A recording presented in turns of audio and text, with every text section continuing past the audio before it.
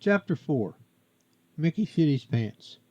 On my first day at the new high school, I had a study hall first period. The room was set up such that each library table had 4 chairs. I didn't know anyone, so when I got to study hall, I walked to an empty table, put all my books down on a corner of the table, and waited.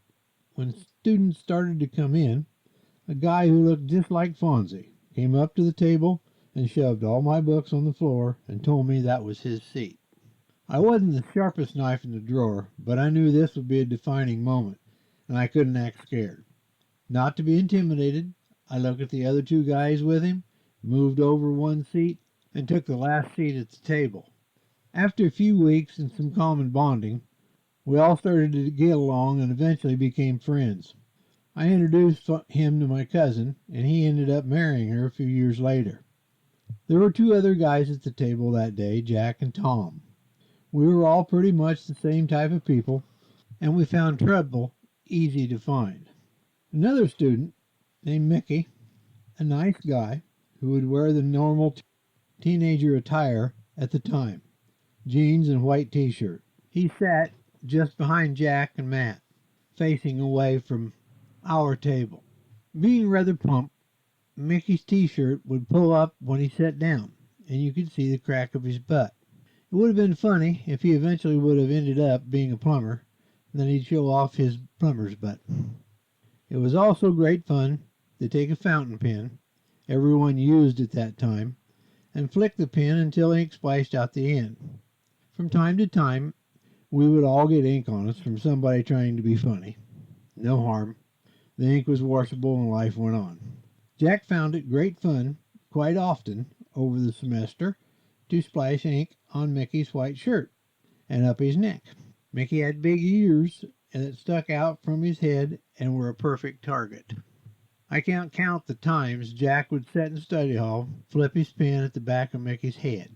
Back of his shirt and his ears would be covered with ink. Mickey wouldn't know it until somebody told him about it later.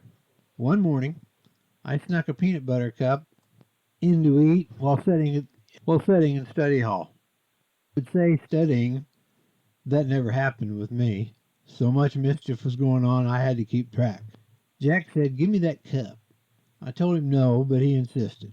The peanut butter cup had been in my pocket for about an hour at that point, and when I gave it to Jack, it was soft and mushy. He said, "It's not to eat, just watch." He started his normal ink flipping, and Mickey got mad that day and told the teacher. The teacher came over and scolded Jack, telling him to leave Mickey alone. That worked for about 5 minutes.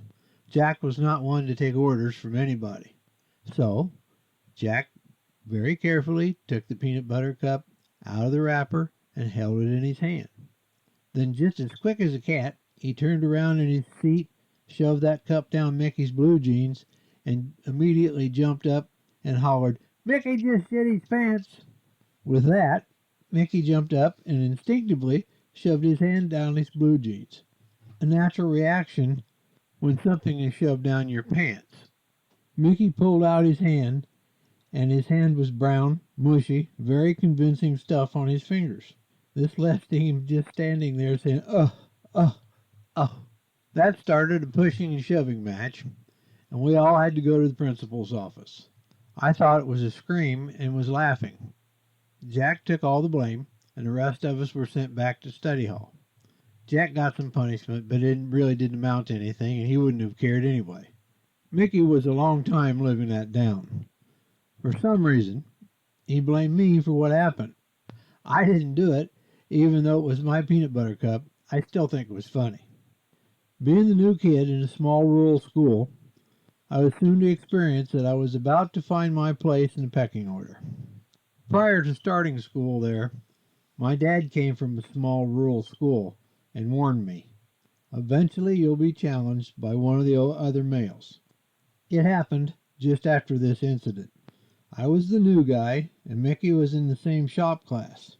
My friend Jimmy and I messed with him quite often during class. On the way out of shop class and in front of 12 other guys, he turned around and eyeballed me and made some remarks about going to kick my ass the first time we were off school grounds. The only thing I knew about Mickey was that he was bigger than me.